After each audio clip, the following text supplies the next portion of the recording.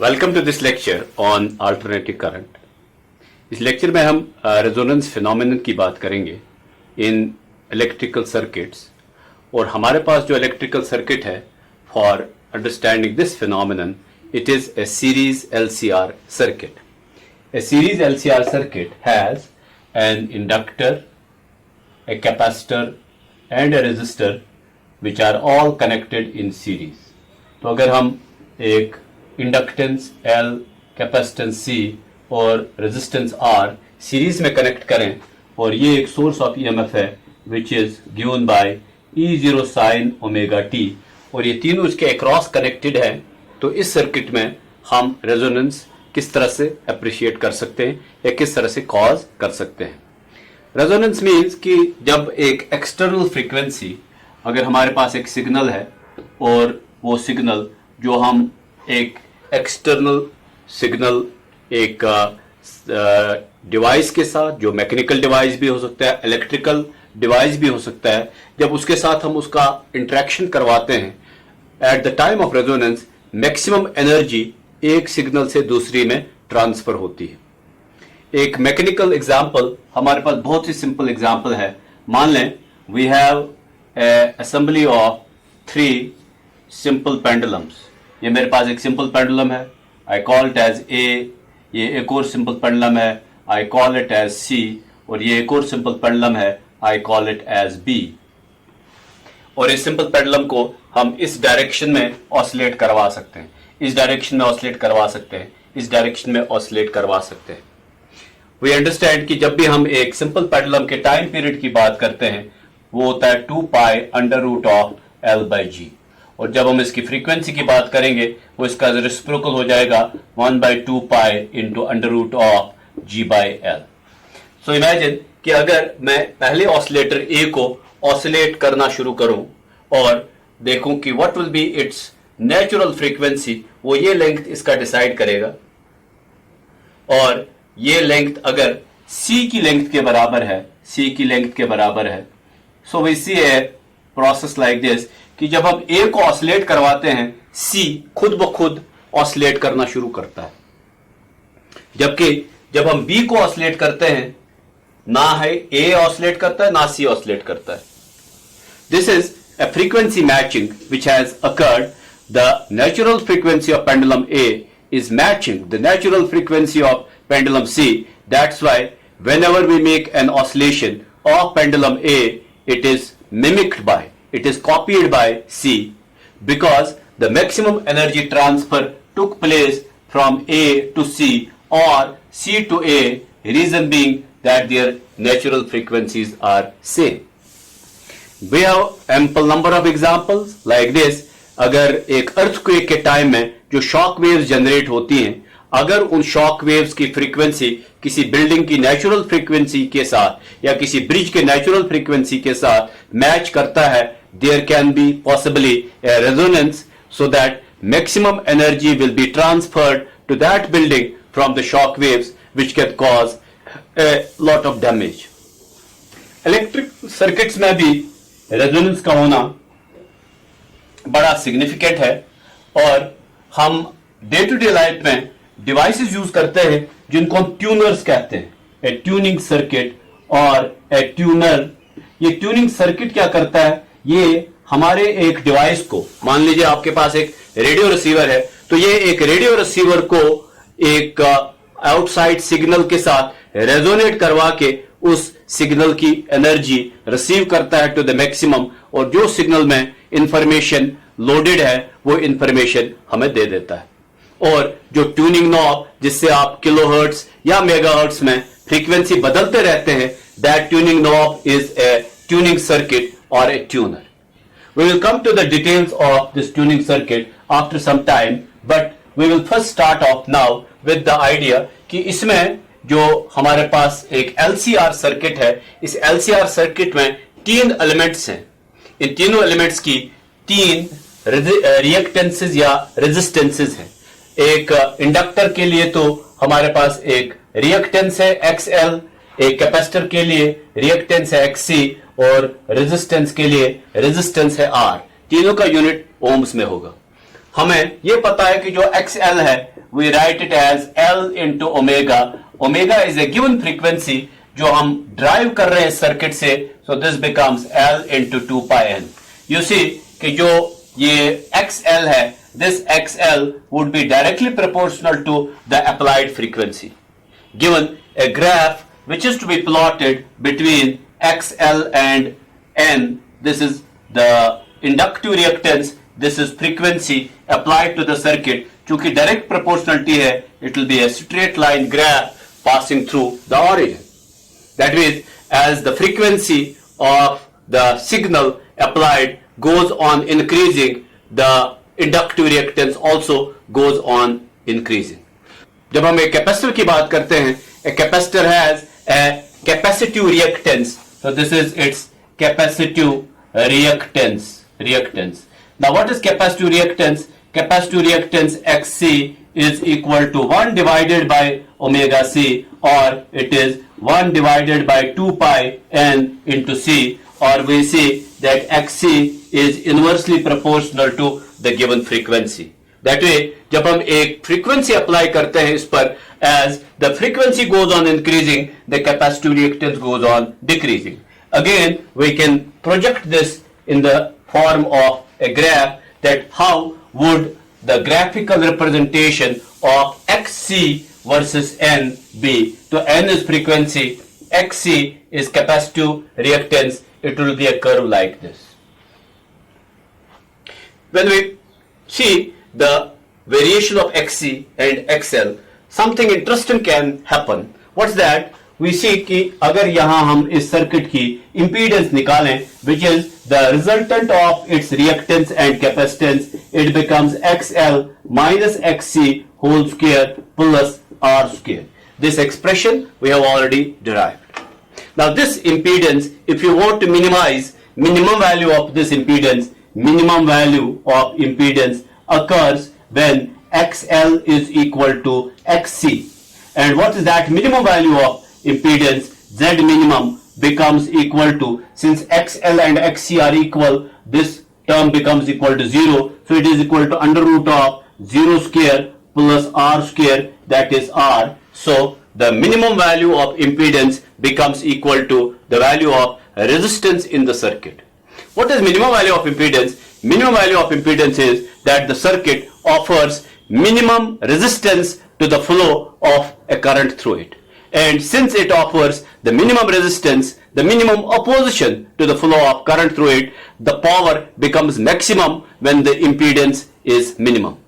Now this leads us to a very important condition. जब हम XL और XC को आपस में equate करते हैं, XL is equal to XC, XL की जगह अगर मैं L ओमेगा लिखूं और XC की जगह 1 by ओमेगा C, हम पर्टिकुलर एक ओमेगा की बात कर रहे हैं, इसको मैं थोड़ी देर के लिए ओमेगा R कह देता हूं, omega R. So at this particular value of omega, if they become equal, see what happens. What happens is that we get omega R square is equal to 1 divided by LC. और omega R अगर मैं ऐसे लिखूं 2 pi NR whole square is equal to 1 by LC. I have an expression from here. This will be 1 by under root LC, and NR comes out to be equal to 1 by 2 pi into 1 by under root LC. ये NR क्या है और omega R क्या है? Here we have to understand कि what the value of this will do to the value of Z. So the moment you take XL and XC equal at a particular frequency, at that time the impedance becomes minimum, and that minimum impedance, which is equal to the resistance of the circuit, leads to maximum power. Is it possible on these two graphs to have the value of XL and XC equal? The answer is yes. अगर मैं इसी graph पर mount करता हूं एक और curve, and that curve is the variation of XC versus, this is XC versus N. So the red line is XC versus N, and the black one is XC versus N. तो ये एक point आप देखें, here at this point they have become equal to each other. Below this frequency, who is dominant? The value of XL is very, very large below this frequency. And what is happening above the frequency? The value of the black one, that is XL is very large.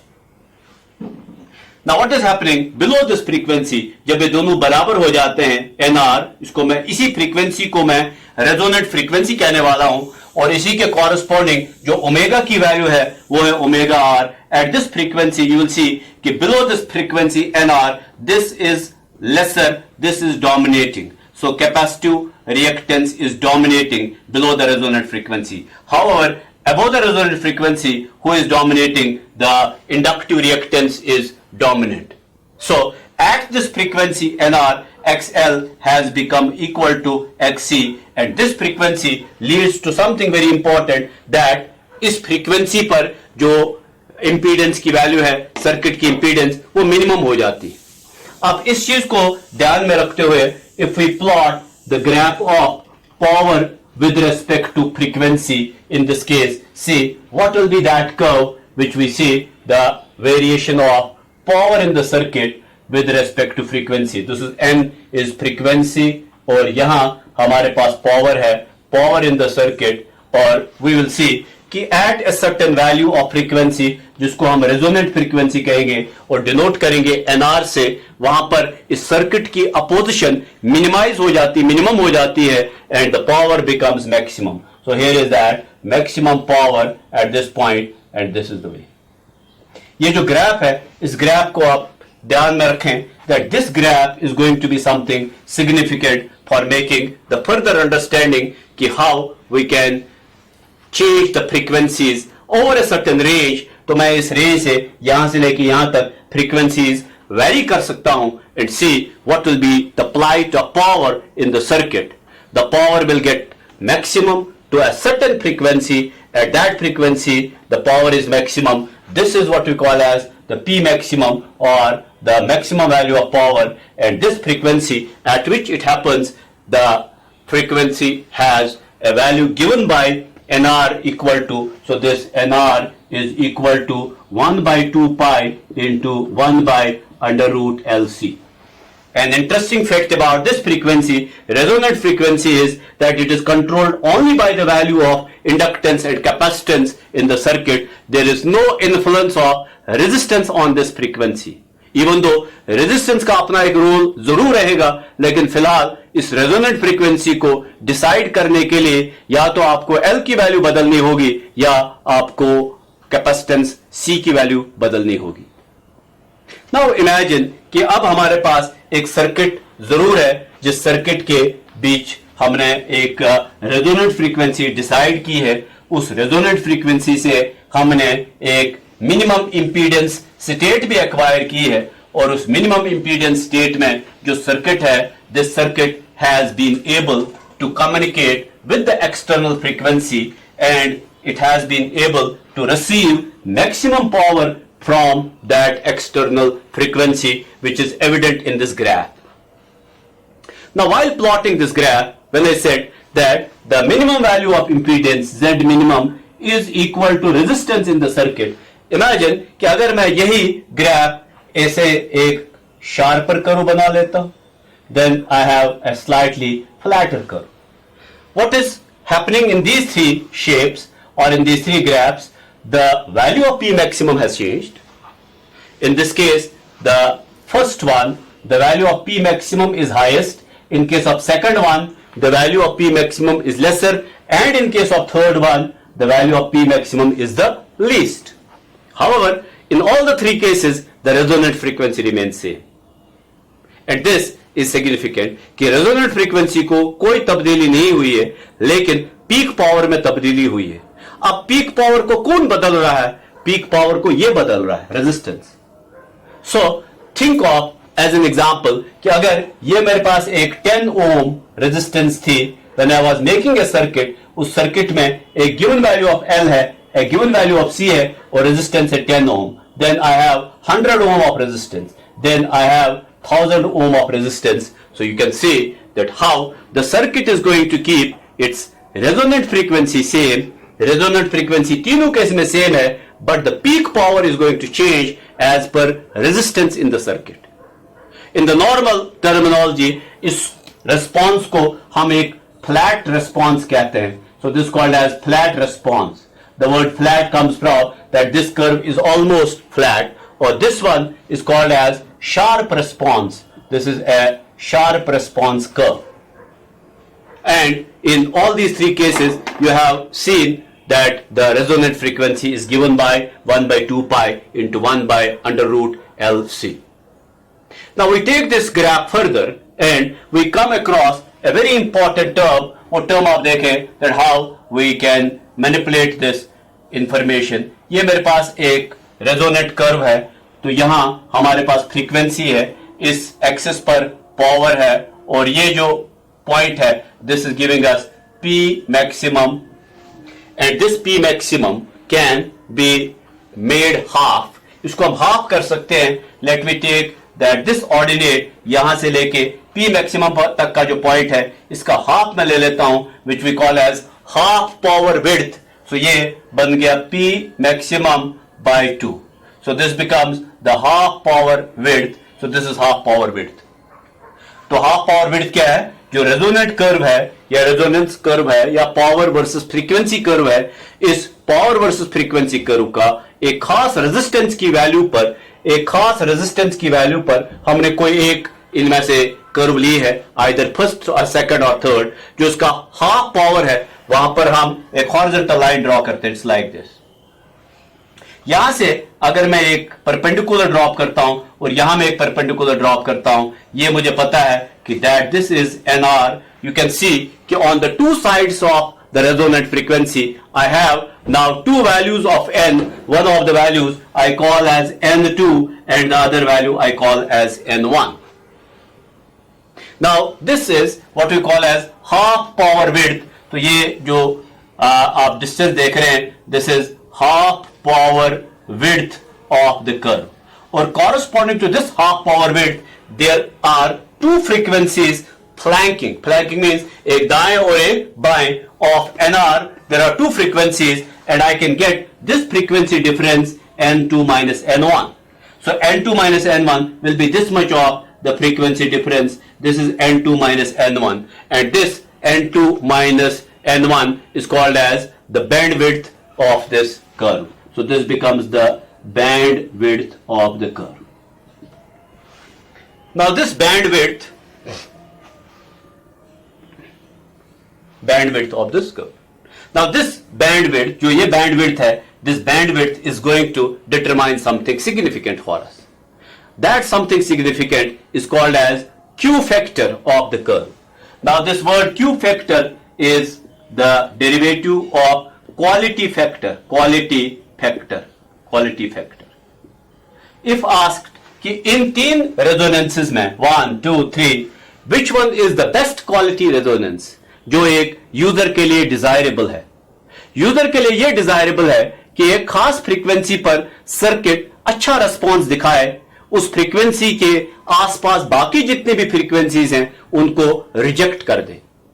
This is the desire you have जब आप एक radio receiver को या एक television receiver को tuning करते हो. You want to receive the signal, that signal should give you a very sharp response. You don't desire this type of value कि over a long range of frequencies you are getting a very weak sound of a particular situation or a particular radio station, for example. You don't agree to that or you don't find it comfortable. लेकिन जब एक particular frequency पर आपको एक अच्छा response मिलता है, that becomes a good response. That's a good quality. अब इस quality के लिए या इस Q factor के लिए हमारे पास एक relation है. जो रिलेशन ये है that if I take the value of n2 minus n1 lesser the value of n2 minus n1, that means जितना ये n2 और n1 दो पॉइंट्स, दो फ्रीक्वेंसीज क्लोज है nr के, उतनी क्वालिटी अच्छी है. जितना ये इससे दूर है उतनी क्वालिटी ठीक नहीं. So the definition of Q factor becomes, so Q factor is the ratio of nr. nr is the resonant frequency divided by bandwidth. Bandwidth is n2 minus n1. यहां से आप रियलाइज करेंगे that as I go on decreasing the value of n2 minus n1, that means when the bandwidth becomes shorter, smaller, there is a increased value, a large value of the Q factor. Or when n2 minus n1 becomes larger, there is a small value of Q factor. And this Q factor, which we call as quality factor, has an alternate definition also. इसका alternate definition ये है that the moment I think of Q factor, I can give it a definition like this. If we have the value of voltage across the inductor or voltage across the capacitor at the time of resistance, at the time of resonance to the value of voltage across the resistor. So if I take one of them, suppose I take VL divided by VR at the time of resonance, ये दोनों बराबर होते हैं because XL is equal to XC. So I have I into XL divided by I into R. So that way I will get cancelled. This XL which is equal to L omega divided by R. तो ये जो L omega by R है, that is what we define the Q factor as. अब इस चीज को लेके अगर हम देखें कि which of these three has a better quality of these three, तो आप दो तरीके से डिफाइन कर सकते हैं कि अगर आप इसका पावर हाफ पावर बिट ले लेते हैं, so this could be the half power bit. यहां आपने एक रेंज बना लिया, ये N2 मिला, ये N1 मिला, फिर आपने इसका हाफ पावर बिट ले लिया, दैट इज हियर. तो इसका जो value of N2 minus N1 है, that will be probably smaller than before this one. अगर आपने इसका ले लिया half power bit, so this would be the half power bit. So you'll see that as you go on taking the sharper response, the half power width which leads to the bandwidth goes on decreasing. And as the bandwidth N2 minus N1 goes on decreasing, you are dividing NR with this difference, the Q factor goes on increasing. And this ratio which we also see in terms of the capacitance voltage or the inductance voltage has further two definitions. ये जो definition है that Q factor is equal to L omega by R, ऐसे भी लिखा जा सकता है L into 2 pi NR divided by R. That means एक सर्किट में जो inductance और resistance है, that will be somehow related with NR, और NR आपको याद है, you can substitute here NR equal to 1 by 2 pi into under root of LC. So that will lead to Q factor. Remember that Q factor is dependent on the resistance of the circuit, and you see that as the value of resistance for a particular value of L, resistance जैसे जैसे बढ़ती जाती है, Q factor goes on decreasing. And the value of NR we can substitute here with this. तो आप इसको एक थोड़ा सा modified expression भी बना सकते हो. तो that modification will probably look like this, कि जब हम NR की जगह 1 by 2 pi under root L by C substitute करते हैं, so what happens to Q factor? Q factor becomes equal to, ये है L by R into 2 pi into ये NR की जगह मैं substitute कर सकता हूं, so this is 1 by 2 pi into under root 1 by under root of L into under root of C. ये आप समझते हैं that under root LC I have written as under root L into under root C. तो 2 pi gets cancelled. We have L as under root L into under root L. ये L है, under root L into under root L divided by R into under root L into under root C. So 1 under root L will get cancelled. We have 1 by R into under root of L by C. This can be another way of defining the Q factor. You may also go furthermore, आप यहां भी substitute कर सकते हैं. When I say that Q factor is the ratio of the voltage across capacitance or inductance, तो इसको मैं VC divided by R भी लिख सकता हूं. So that way VC which is equal to I into XC divided by R. So ये IR है.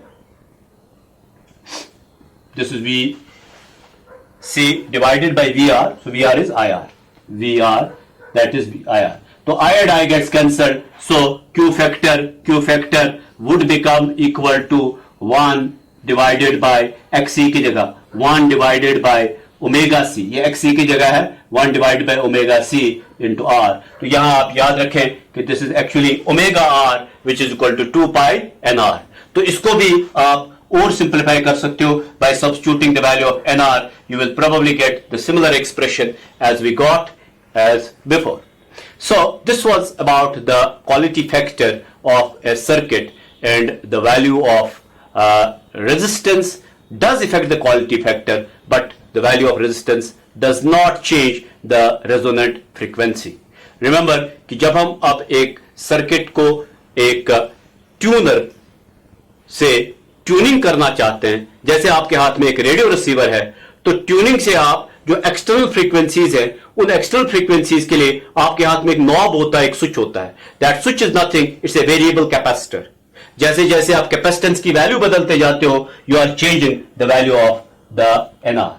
और this variable capacitor can give you a certain range of the frequencies. Then we have different ranges of the frequencies, जिनको हम bands of frequencies कहते हैं. Like we have medium wave or we have short wave.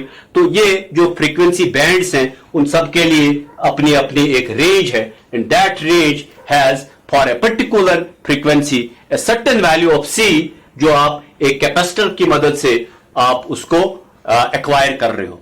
आपके पास जो दूसरा volume बढ़ाने का switch होता है, that is got nothing to do with the tuning. जो ट्यूनिंग है, that is a process of establishing resonance with the external signal, or once that is established, then you can increase or decrease the intensity of sound or the decibel level of sound. That is a separate issue. उसका frequency के साथ कोई ताल्लुक नहीं है. Now as far as the same process goes, ये process अब जरूरी नहीं है कि एक रेडियो रिसीवर में यूज किया जाए. It can be used in a television receiver also. It can be used in a wireless also. It can be used in a mobile phone receiver also. So wherever you see the exchange of sound or video in the form of electromagnetic waves between a transmitting station and a receiving station, you are making utilization of the phenomenon of resonance somewhere in some manner. And electrical oscillations, as I told you, कि electrical oscillations में इस L और C का role बड़ा ही significant रहता है for deciding the value of resonant frequency. अब हम सबके पास एक ऐसा रेडियो रिसीवर, जिसको आप घर में ट्रांजिस्टर भी कहते हो, होगा. और यहां आप देखेंगे कि एक वॉल्यूम के लिए एक स्विच है और दूसरा एक ट्यूनिंग स्विच है. If you go behind this tuning switch, जिसको हम ट्यूनर भी कहते हैं, you will see something like this in the circuit.